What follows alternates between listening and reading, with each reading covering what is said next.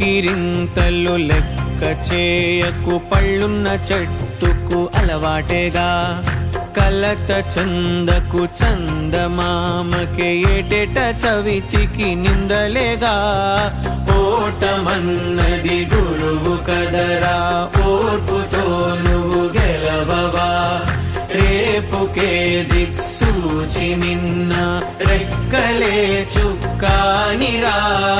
నీరు నేల ఆకాశం నీపై చూపెను పాశం. దారే తప్పిన పాదాలు గాడిన పడితే సంతోషం. తరతరాల చెమట చుక్కలు లాల పోసెను భూమికే. బాధ్యతగా కొనసాగినాదో నైవేద్య